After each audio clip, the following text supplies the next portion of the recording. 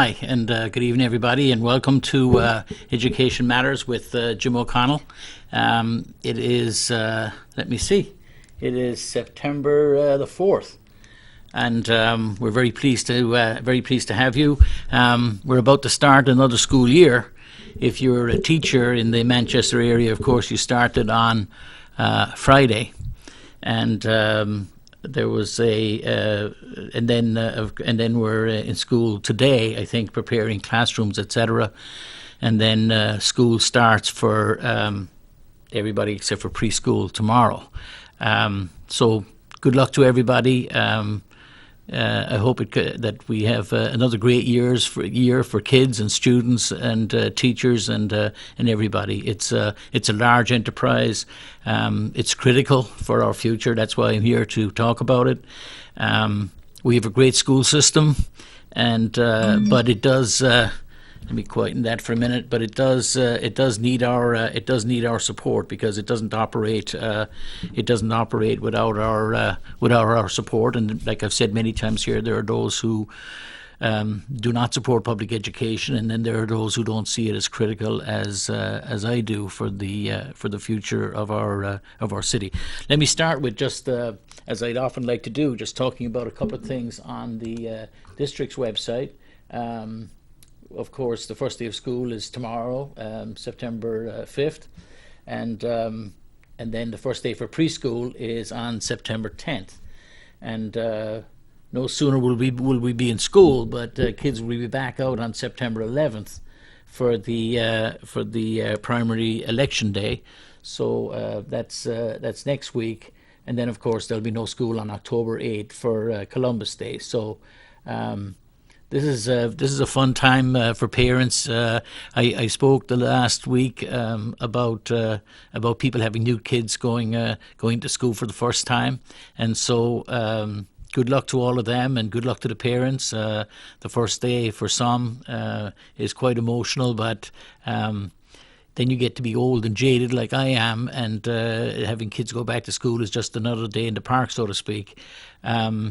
But it is an opportunity. I give my kids a little lecture each year. I give them too many lectures. If you ever ask them, they tell you. But I try to place the thought in their heads that here's an opportunity to sort of begin again, a new, fresh start. The achievements you had last year are done and have been booked, and any failures or any things you didn't get around to doing that you wish to do, this is the opportunity to. This is the opportunity to put a plan in place to do them this year.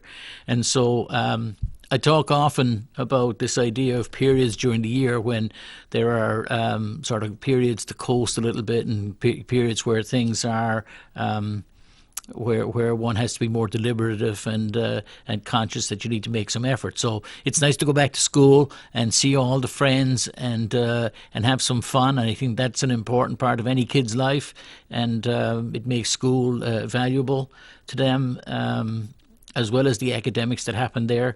But then there's also this idea of, okay, let's get down to work and see where we are. And there's been discussion this summer about and there's been concern about in our district for some time about the drop-off that happens during the summertime from students who, they leave school in June, and by the time they get back the first week of September, it takes some weeks, some might say months, but some weeks to catch up to where school was. Or where they were academically as they departed the previous year.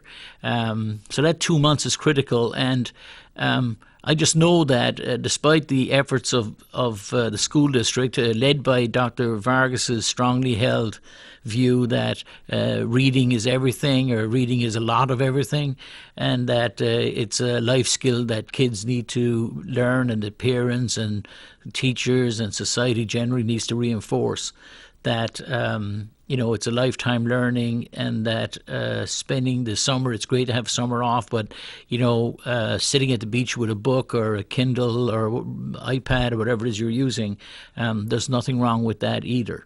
And so I do know that there was some kerfuffle this year at high school level about having students read the Frederick Douglass book. It was a very small book, and but there was some challenge in the communication of getting the word out to students all across our high schools that that book was necessary. So the latest that I've heard on that topic, because once again people love a bit of controversy, the latest I've heard on that topic is that it's not as though there's going to be a test on that book or whatever, but rather that on the first day of class now, the first English class that each of these kids have when they get back to high school or get to high school tomorrow, they will be given some instructions or directions about what's going to happen with the Frederick Douglass book. So it's still on. It's just that the requirement to have it read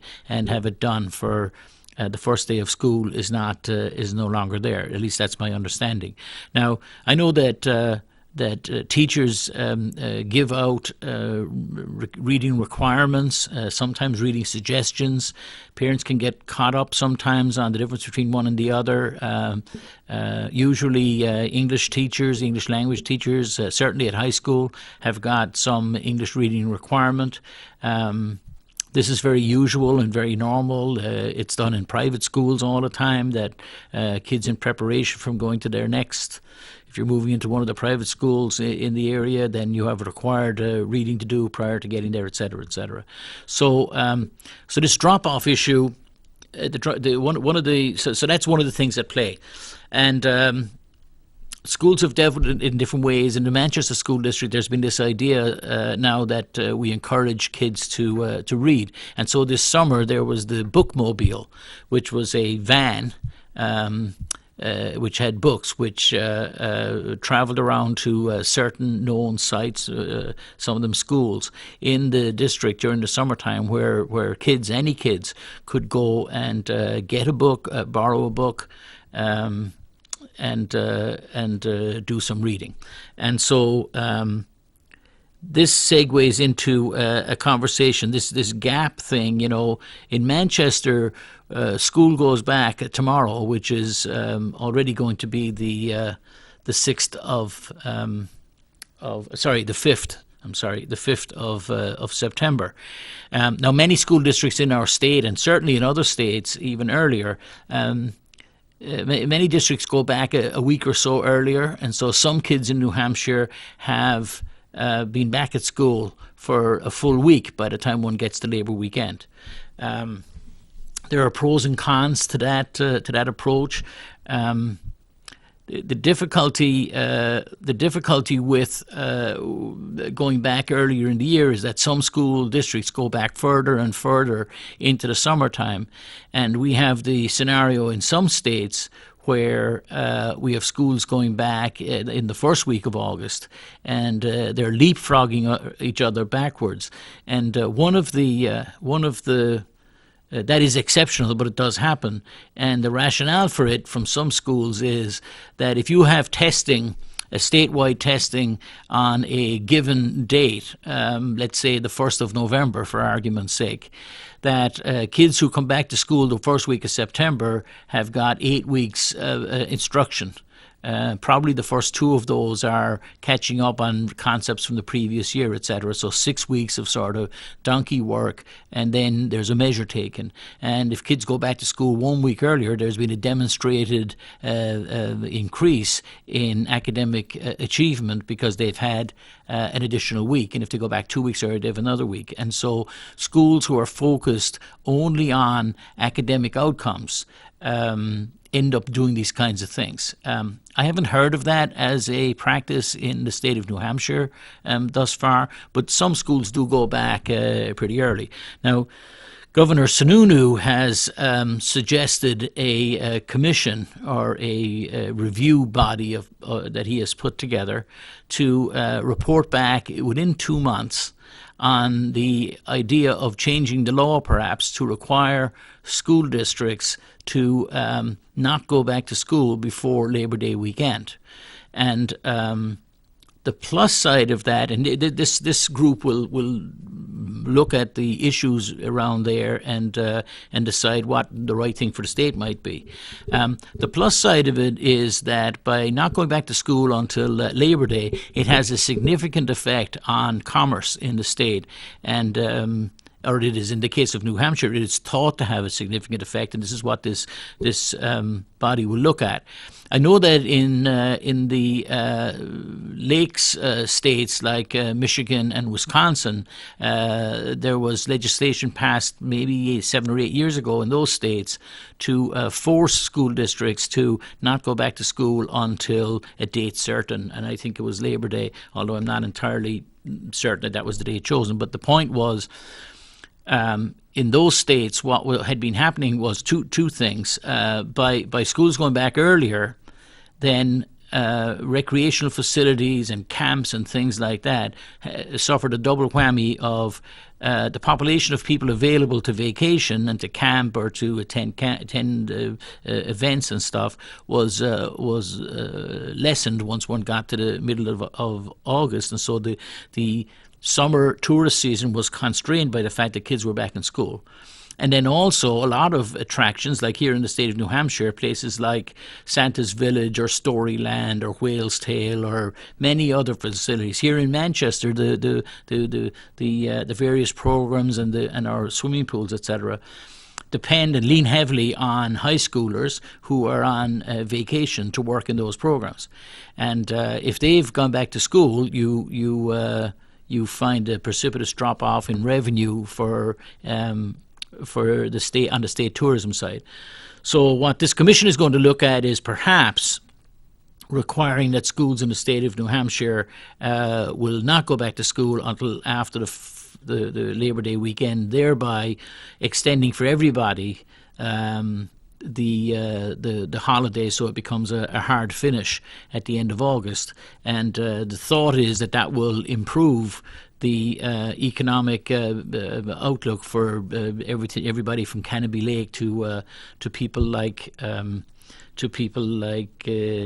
Storyland, etc. So it's interesting. It's hard to know what the right thing to do is, and therefore this commission will look at this, because there is this issue of the drop off in by waiting until that time.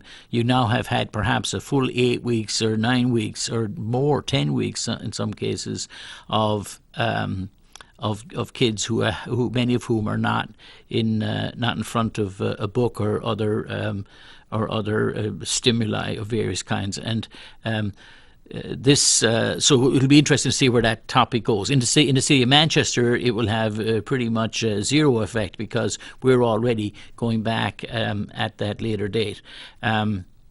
There is, although teachers do go back, their summer, so to speak, is interrupted in that they have to go back and do professional development on the week before school returns, and then the Tuesday, which is today, they spend in their classes getting classrooms ready.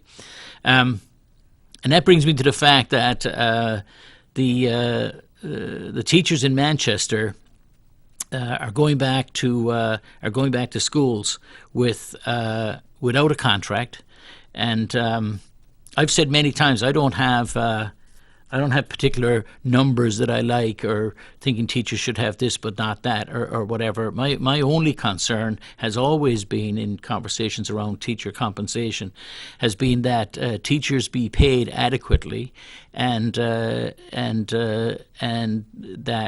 whatever salary and I'd say the full compensation package, because whether you divide it, 10% of it is healthcare and 90% salary, or 80-20, or whatever it happens to be, the full benefit package for teachers should be enough so that we can attract high quality, wonderful teachers to our district. And I spoke a couple of weeks ago about the challenge that we have of laying people off late, or doing our budget late, and it's been a perennial issue in the city of Manchester that we do our budget later than everybody else. And even if we take the issue of laying off teachers and put it to one side, and just the vacancies that we might have based on people retiring, or new positions that we might find ourselves being able to fund, which is rare, but did happen or has happened, that we're so late to the game that oftentimes by the time we announce publicly that we need to hire a whatever science teacher for one of our schools, many people who were available have already committed to employment elsewhere, or it's too late for them to make a decision. So this is something that we have to work on. But the bigger thing we have to work on is there's been there's a shortage of teachers. There's a brain drain from teaching. The attractiveness of teaching has become less over time. And sitting here in Manchester, the largest school district in the state of New Hampshire, for the umpteenth time in the last decade, we find ourselves without a teacher's contract, with teachers going back to school without COLAs or step increases or knowing what their compensation is going to be. For many of us, it's an arcane issue. For many of us, it's an interesting political topic, and sometimes it's a political football that people like to hammer around about whether you're pro or anti-teacher, whatever, which seems ludicrous to me. But they're actually, we shouldn't forget that there are over 1,000 real people. And actually, if you look at husbands and wives and children and families, then there are thousands of people in Manchester and the greater Manchester area who head back to school tomorrow. Actually, they were there today, but back to school tomorrow, and they're expected to be at the top of the driveway with a smiling face, which they will be. I have every confidence they will be. But they're expected to go back there again, and they haven't had a pay increase. They don't know if they're going to get one, and it's just patently unfair and damaging to our city. So, making the decision is an important thing. Arriving at a solution, making a decision so people can move forward. I think it's an indictment of ourselves as a community that we find our teachers in this position once again. I think if you look at there's analogies here to firefighters and police officers, etc. Let me grab a caller 1 second. Go ahead, caller. You're on the air. Who's this? Hi, could you talk about the Donors Choose program and the money should come into the city as far as the teachers asking for certain supplies, and then what happens to them afterwards? So the Donors Choose program itself, I know the like the GoFundMe programs, which where oh, thank you, sir. Thank you. Oops, there we go.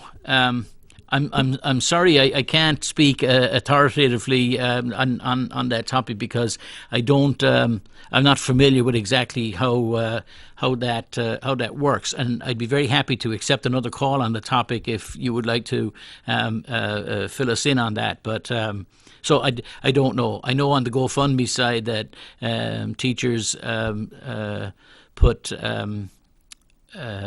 up requirements on the web, and those have been funded at numerous times. My understanding is that they are funded.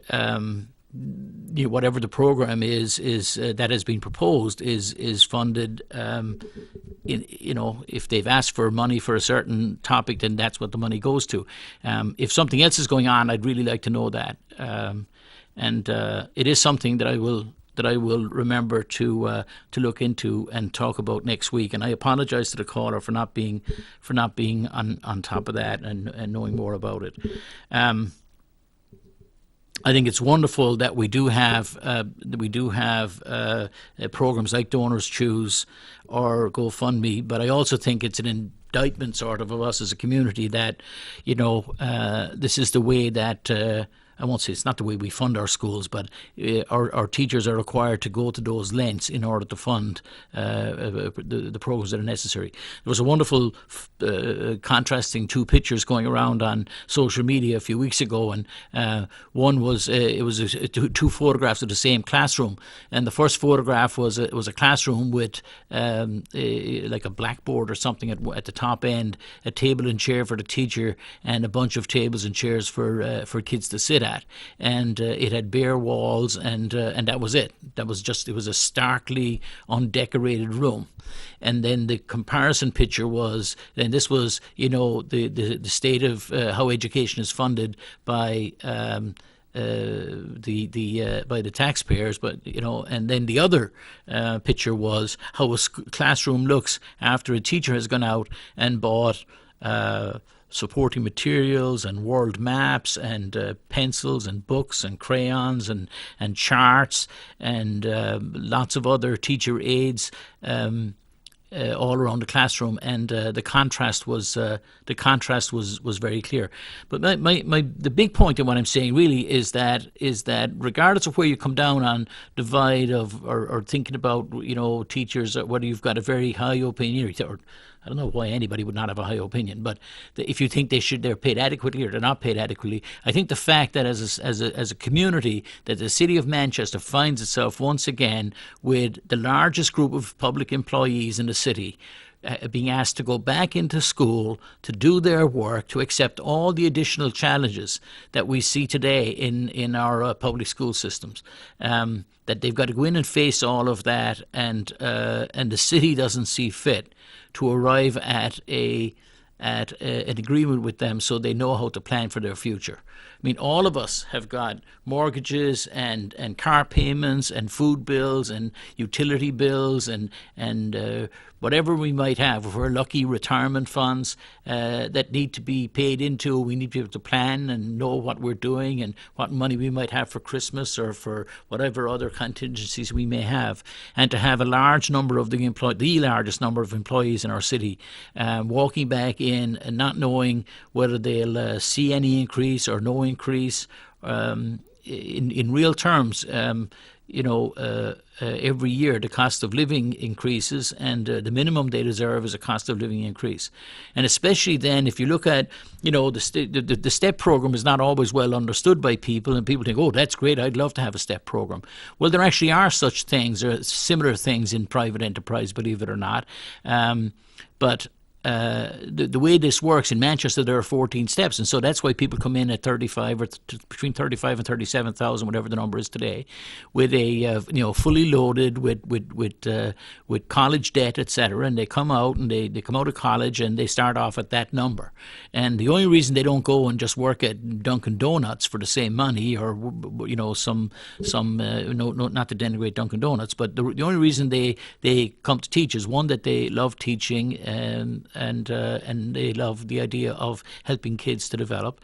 And number two, we promise them that there's a long-term benefit here, that the long-term benefit is every year for the first 14 years we'll increase your salary a little bit until you are 35 to 40 years old. You in the city of Manchester, you can expect to hit, provided there are no bumps along the road, you can expect to hit the top pay number, which will get you to around $70,000 or between $70,000 and $75,000 by the time you're hitting your 40th year. And that's the bargain we make. But in Manchester, we constantly we undermine that bargain, because what we're looking for is very highly qualified people who will accept to come in and take responsibility for our most precious possessions, our children, that they'll do it for very short money. And because we as a community value them, and we say, look, as you get better, as you get older, as you as your needs increase and your value to us increases, we will pay you over time. So it's important for taxpayers not to consider this as some game that's played, that, oh, look, they get this increase and that increase. There is no this increase and that increase. It's pretty simple stuff. And the other thing is, in the case of teachers, it's all out in the public domain. Teachers don't get hazard pay, and they don't get overtime. And they can't load their pensions at the last 3 years of their employment by doing lots of overtime so that they can retire at 55 and go and head off into the middle distance with a wad of cash and a very rich retirement off into their old age. That's not the case with teachers. And so I think teachers are rightfully, many of them are aggrieved and feel hard done by, and I don't blame them, because but in the end they do what they do because they. But my wish my admonition and my encouragement is to the Board of School Committee and the community writ large to find a way of solving this problem and funding teacher compensation properly and adequately, so we can all be proud and we can tell our neighbours and other towns, etc., look at what we do, and this is what happens in the schools of Manchester. Not that we should not being semi-apologetic for, well, we can't afford what they can afford perhaps elsewhere, etc. So I'll leave that there. I'd like to touch off of, because tomorrow is the first day of school, I would like to touch off a couple of things. So one is it'll be a sad day back at Central High School, which the teaching body will be convening there, and the students for the first time without long time teacher there, Miss Antosia, who was tragically died in a bicycling accident this summer in Bedford. And so once again, my heart goes out to her and to her family, but to the broader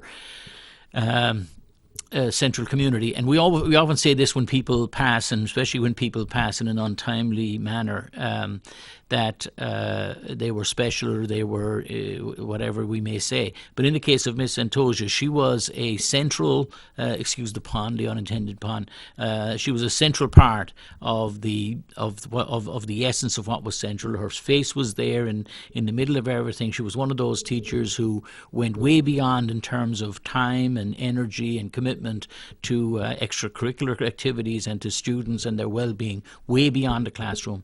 And so that will be a sad day. Another thing I'd like to recognise, if I could, and that is, and I know it's on the agenda for the Board of Mayor and Alderman meeting tonight. The Board of Mayor and Alderman meeting is on at 7:30. There's a public representation. It's tonight, Tuesday the 4th. If you're watching live, there's a public comment period that will be on at 7 p.m. And then at 7:30 is the Board of Mayor and Alderman meeting. And they'll be dealing with the issue of the early retirement of Nancy Tessier. So Nancy Tessier has submitted her resignation from the school board due to, as I understand it, due to ill health. And so Nancy Tessier has been a lifelong devotee to the and worker for the schools and in the schools and on behalf of children in the city of Manchester, and she deserves our great gratitude for all her work, her time spent at Beach Street School, and her time spent for the last couple of terms as a school board member at large on the Manchester School Board. She also has been a tireless fighter for the young people of Manchester, and in her case, she especially has been fighting for the very poorest and the most hardshipped, to invent a word, a group of students in the city of Manchester. So I wish Nancy Tessier every good wish as she departs from the school board. I hope that she retains or improves her health, if that is the issue, and I really wish her well. And I want to be very deliberate in my gratitude and sincere gratitude to Ms. Tessier for all the work that she has done over the years. I know that when I look at Ms. Tessier, I know that what I'm seeing is like the proverbial iceberg, where what I know of her contribution to the children of Manchester is probably a small piece of the actual work that she has done for years and years and years and years. And so I'm grateful to her. I do know also that the school board, in this case, the Board of Mayor and Aldermen are the ones who will have jurisdiction or decision making, which I'm not sure why it works this way, but the Board of Mayor and Aldermen are the ones who will decide who the replacement on the school board will be, and that's the way the city charter works. So, for whatever reason, so I'm told that there are a couple of names that I have heard. Well, maybe I don't know if that's in the public domain. So there are people, and anyway, we'll see what happens tonight. So I should have checked if this stuff was in the public domain first. I don't want to be giving names out here that perhaps are not going to be announced until tonight. But it's important that we, the biggest requirement I would have is that we have a strong advocate for public schools and a strong advocate for children.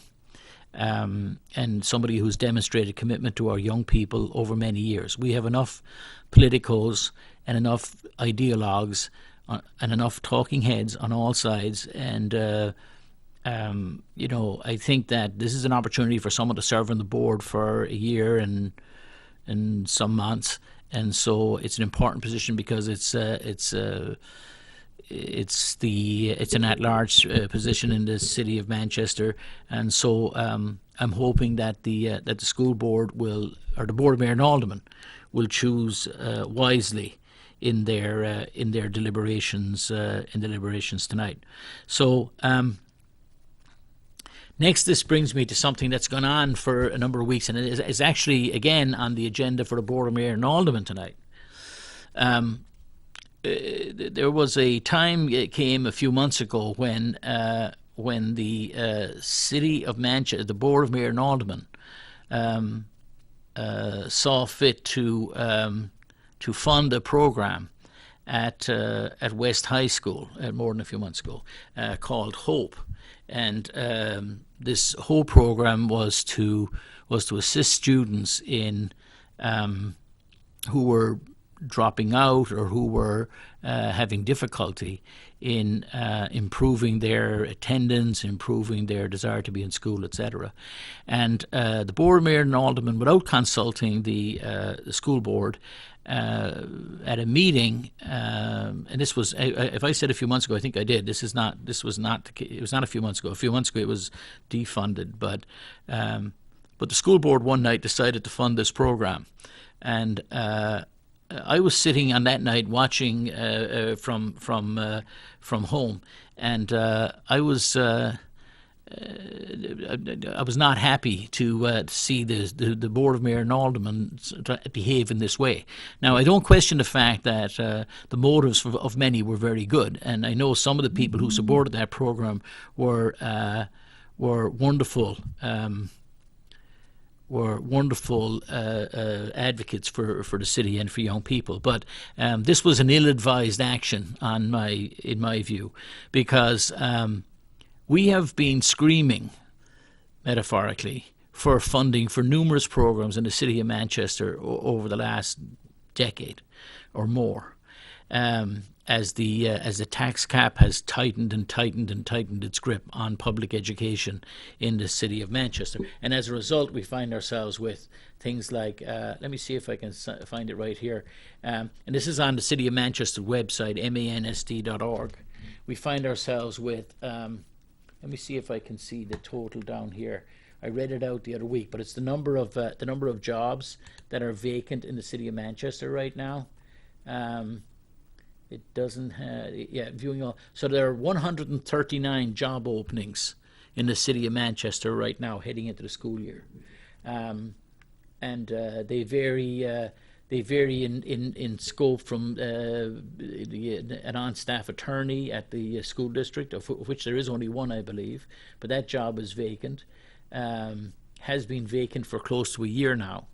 Director of Information and Education Technology, a job that was posted in mid-July. Executive Director of the Innovation Zone, which was posted in July. Manager of Adult Bridge and Alternative Education, which was posted just last week. So I guess the adult learning community is without a manager right now. An assistant principal, which is being anticipated. So that was posted on the 8th of August.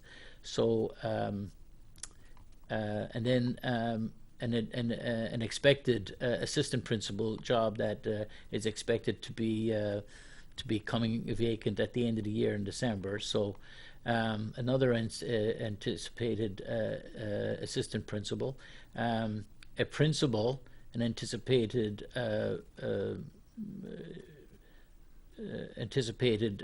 principal for one of our middle schools. That's interesting. And then there are numerous coaches positions. But the point is, I'll go back to this in a second, but the point is $30,000 is a lot of money. And while I know there's been great controversy about this, and I think some people who know me will be surprised that my attitude to this is that I am against what the Board of Mayor and Aldermen did, and I think it was ill-advised, because the program that they were financing, frankly, I don't believe that it's the best solution. In this case, this has gone on in the city of Manchester, where the group Hope has sought to insert itself in various places over time, and so it has some history in the Manchester School District. And I'm not saying there's any bad intention here, but when I look at the programs in the city of Manchester that are doing huge amounts of work for vast numbers of kids. When I look, for instance, at the truancy officer issue, we have one truancy officer for the city of Manchester. If you really wanted to make an impact on dropout rates and kids at risk, etc., there are so many positions that you could fund where the people doing the work are actually qualified to do the work. So I don't want to be controversial about this, but why the city would go and spend $30,000 to give to an unproven private group without any, as far as I am aware, or to the best of my knowledge, without academic credentials to demonstrate competency in child psychology, behavioral science, remedial education, and anything. When there are people slaving away every day who are underfunded, we have positions, we have half-time social workers, and we've got half-time SAP officers, and we're struggling with stuff all across the district. And so it was a feel-good to do this, $30,000 to affect the lives of 15 kids. I think if it was done in the right way, that might be fine. But when I look at the programs for kids who needed to make up academic credit, for instance. There are kids who aren't able to graduate because in a timely manner, because they've fallen behind. And then they find the challenge great to actually catch up, and so some of them give up, and they give up in the last 12 months or the last 6 months before graduation. There was a program where they could come back and attain academic credit, and so and do that in an accelerated way, so that they were able to prove competency and they could at least get a high school certificate.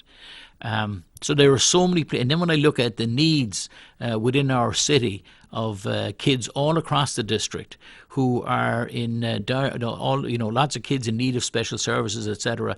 It seemed like a very strange thing. Besides the issues, the arguments, there were arguments about sort of nepotism, because there was some relationship between the person at Hope and one of the aldermen and all that stuff. I'm not dealing with talking about any of that. I'm talking about the Board of Mayor and Aldermen stepping in and funding a group, as I think in an ill-advised way, to offer a program at West that had been used in other places and found wanting. Let me just put it that way. And I'm usually not too careful with my words, but I don't want to offend anybody. But this was not something new. It had been tried and with questionable success. And I admire the people who've been pushing it for a long time. But generally speaking, I find it strange when you have people who are perfectly well qualified to do the job, who are professionals, etc., who we can't fund those positions, but we can find $30,000 to give to, some person who does not have credentials and, So I find that extremely problematic, and I think the taxpayers' money should be better looked after. So strangely enough, I find myself a strange bedfellow with some of the people who on the school board who oppose this spending. And I do know, and I want to mention my friend Bill Barry, who I know supported this strongly. Bill's a great guy, and I admire him, and a wonderful alderman, and a guy who's done great good for the west side of the city. And I'm sure that he was. I'm completely certain that he was fully convinced that this was the right thing for West High School.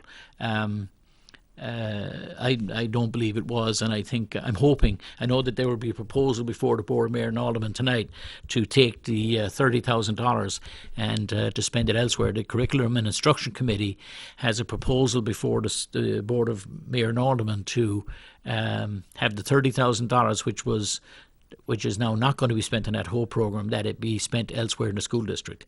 And the point about that is that if the Board of Mayor and Aldermen were able to find $30,000 to help poor or academically challenged or socially challenged kids in the city of Manchester's education system, then the point would be, guys or ladies, let's not put that $30,000 back into the pot because you don't like the fact that the program was rejected by people who knew better. But rather, if you were able to find $30,000 in the city budget, you deemed it important that the kids who struggle the most in our school district should have this money spent on them, so that we can help them to become successful, graduated young citizens, then we should that 30,000 should be retained and put into place that the professionals who we've put in charge feel is the right place to put it, and even the politicians who we've placed in charge of making decisions on behalf of our school, the Board of School Committee, that's the committee that rightfully should make the decision. So I'm hoping they find themselves at that solution tonight in about half an hour from now or so.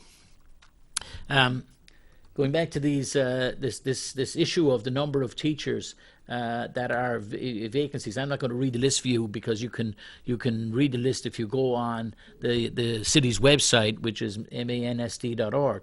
But we have, according to the headings on the side here, there are 2 administrators non-certified, 6 administrators with certification, 29 athletics coaches or activities coaches, 16 elementary school teaching positions are still open. There are only 16 or 15 elementary schools. Let me take an incoming call here. Good evening, caller. Welcome. You're on the line. Who's this? Hi, it's John Hopwood. John Hopwood, how are you? Well, so. You're talking about this HOPE program, and why did they wait till the middle of August to terminate it? I presume, I don't know the exact answer, but I presume it came up for renewal, John. Well, maybe that would be a good subject for shows on both our shows. I'm not doing my show tonight. Okay. Who's doing that? I'm tired of Manchester City politics, but... Right. Well... Bill Barry, and he says that that program has had results at West High School. But it would be interesting to have a discussion about this. Yes. It's too bad that it can't take place in public. Yeah. I'm not criticizing you now. Right. But the board going into private session. Yeah, you're right. You're going to... Yes. You're right. We should... Go ahead, John. I'm sorry. I'm watching you with the sound off. I shouldn't do that. You talk. No, I was just saying that there is history here, and this the original decision wasn't really a great one. And my biggest thing is that this is not a program that was tried and true, and actually it's not a program at all. Really, it's an individual who has who's very well intentioned, I'm sure, who has been making an effort to get his this standalone loan. Basically, it's funding for one person to do some work in the school, and so I could set up an organization called Hopi tomorrow and say that I'd really like to work with young people in the city, and I really think I could take given my history and say soccer in the city, I want to take the work that I have done with young people in soccer over the years and use soccer to help them to stay attached to the schools. And why don't you pay me $30,000 and I'll go in there and talk soccer to them 4 or 5 days. I just don't think that's the way about. Sounds like a good program for me. We could call it Hoppy, and you could put a unemployed veteran back to work. There you go. In the end, I'd like people who, if you're dealing with kids who at extreme risk, I'd like the people who are working with them to really be on top of the game and understand what they're doing. What does a person, if you haven't had proper training in like I said, child development and psychology and youth and all those things, what happens when you come up against a really serious problem? I think I would be loath to take a kid with significant issues and have him or her advised by somebody who's very well intentioned but may not know what they're doing. I've got another call. It looks like, so I'm gonna drop you off, John. We'll talk soon. Yeah, go ahead. Going tonight to the meeting? I'm going to try and be there. Yes. Okay. Take care. All right. Thank you. All right. Thank you. Hello. Oh, I thought we had another caller. No. Go ahead, caller. You're on the line. Perhaps not. Please try again if I've cut you off, because I'm an idiot. I was watching a piece on TV the other day, and President Trump was in his office in the White House. It's actually the people's office. He doesn't know. He thinks it's his office, and he wasn't able to master the Polycom. And here I find myself doing the same thing. Go ahead, caller. You're on the line. Who's this? Hi, Jim. It's Sandy Paradise. Hi, Sandy. I really agree with you on having another truancy officer. When my daughter who's 52 now, was a nurse at Beach Street School right after she got out of UNH, out of college, she got her BSN. She used to spend a quarter of her time going with the truant officer to get kids to come back to school because they were like 9, 10, 11 years old, and they were home taking care of their 5 and 4-year-olds. Right. Their mother and father were both working or something else was going on. I remember Catherine saying, my God, we need another truancy officer. And Catherine graduated at 21 years old from UNH. And then at 21 and a half, she was a school nurse for a year and a half at Beach Street School till she got another job at Elliott. Right. But we do need more than one truant officer because I'll tell you, like under Miss, God bless her, under Miss Tessier, who's, as you say, everything you say about her is true. She worked so hard for that South Beach Street School, unbelievable, or Beach Street School. Right. And, I just want to say that I'm sad to see if she's ill again, and she has worked so hard all her life, and she was up for a superintendent one time. Mm-hmm. And I actually voted for her. I can tell you that now because we had to do it in confidentiality when I was on the school board. But she would have made an excellent superintendent. She would. Her experience. I hope she has better health. I do too. And thank you. I like your program. Thank you, Jim. Sandy. I always watch it. All right. I appreciate the call. Thank you. Thank you. When I saw all those teachers leaving elementary school, and some 6 years, they've been there 5 years, 4 years, 6 years, 8 years. Gee, they're just getting to know the ropes, Right. I'm sad. Right. I'm very sad to see what's going on in Manchester. All right, Sandy, thank you. All right, thank you. Bye-bye. Thank you, Sandy. It's good to hear from you again. So, having one truancy officer for 15,000 students, or whatever it is now, 13,500 or close to 14,000, is a joke, right? I've talked about it before. If you suddenly got that job tomorrow and you were, no matter how well-intentioned you were,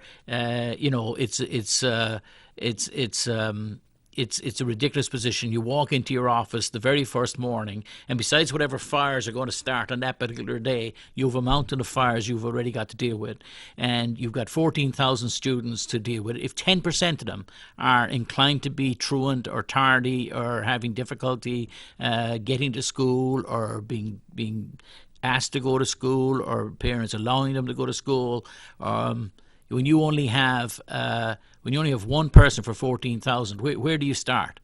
If you did 1,000 a week, that would be 200 visits a day. It would take you 14 weeks.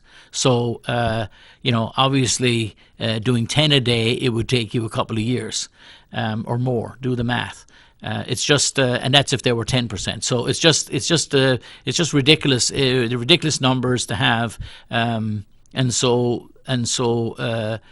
this $30,000 is like oxygen to a drowning man in parts of our system. And of course, again, I'm glad that Sandy mentioned Nancy Tessier again, because her work was done in a place like Beach Street School, and I don't think Beach Street School should be singled out for anything other than being an excellent school, one of the great gems of the city of Manchester, not just educationally, but one of the great gems. Wonderful parents, wonderful kids. It's got the highest level of free and reduced lunch in the city. It's got it, and some of our other middle schools have got transient populations who move within the city from apartment to apartment. They might spend a year here and a year there. And so it's a very, very dynamic place. And I can tell you that the adults who work in schools like Beach Street School, for some of the population, are the main anchor and the main adult role model of many of the young people in those schools. And that brings me to a segue to, if I can find it right here. There was a piece actually on the Union Leader about this just this week, which has to do with Medicaid expansion. And so I hope I can find it quickly here. There's all kinds of news about everything and anything happening in New Hampshire, except for because we're in the political season, and so everybody and his brother's running for office. Beyond the team, beyond the yeah. So.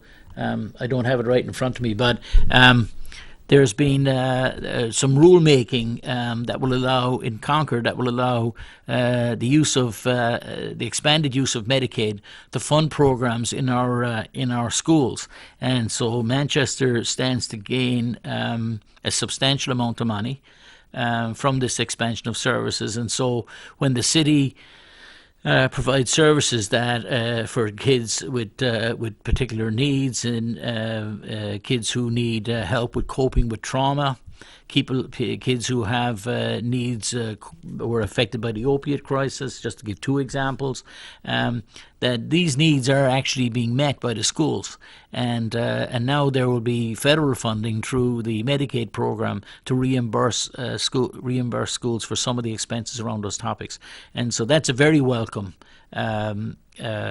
development. And once again, it's people who oppose federal programs, etc. This is the work in the end of the federal government, or perhaps the state government. But since the state government in New Hampshire is absent without leave on these topics, even in this time of great wealth in our state, at a time when the state coffers are flush, etc., we still can't fund education properly in the state of New Hampshire. And as I've said now for some time, if we can't do it now, when can we do it? There was some excuse, although I didn't buy it. There was some excuse 10 years ago in 2008 when our economy, hit the proverbial chute, and and went downhill rapidly, and so so-called fiscal conservatives were able to stand in front of us with straight faces and take programs away from our schools and reduce the number of teachers and reduce funding for public schools. Drastic cuts in the state of New Hampshire, cuts to community aid, cuts to building and development, cuts to retirement funding, downsized from the state down to the cities, all done with a straight face, telling us that times were tough and that this was because of fiscal responsibility. Well, the very same people now find no problem with adding trillions of dollars to the national debt and borrowing trillions of dollars to use not for infrastructure, not for schools, not for hospitals, not for sewerage plants, not for better water, for none of that. They found it okay to find close to a couple of $1 trillion, $1.5 trillion going to the richest 1% or 0.01% of people in the United States, and they've done that by borrowing that money from our kids. So I can't wait for the election period coming up. We have an election on the 9th. I encourage people to go out and vote. That's the primary election, and of course we'll have an actual election in November. I encourage people to go out and vote because these things make a difference. And my erstwhile, well, I hope they're not erstwhile friends, but my friends who used to argue with me and talk about where we have to make these terrible cuts to the very poorest of the children amongst us. Let's be clear about where these cuts fall.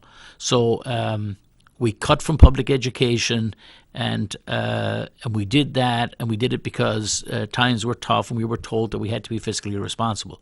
Well, now those days are gone, and we still find ourselves in the state of New Hampshire and in the city of Manchester in particular, and we continue to downsize the extent of the services in our public education, and it's unfair and unconscionable, and we should bring it to an end. And people should be able to make a direct link, ladies and gentlemen, between choosing who you vote for, whoever that may be, and the results that you're going to get.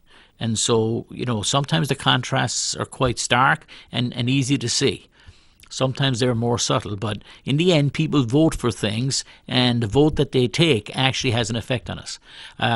I was listening to a program on radio today talking about the Seacoast area and its development, and they were talking about the growth in property prices in towns from Dover to Stratham to Exeter to Portsmouth, and all the, of course, Rye, of course, where the average in the first 3 months of this year, the average house sale price in Rye, of course, was $800 and something thousand.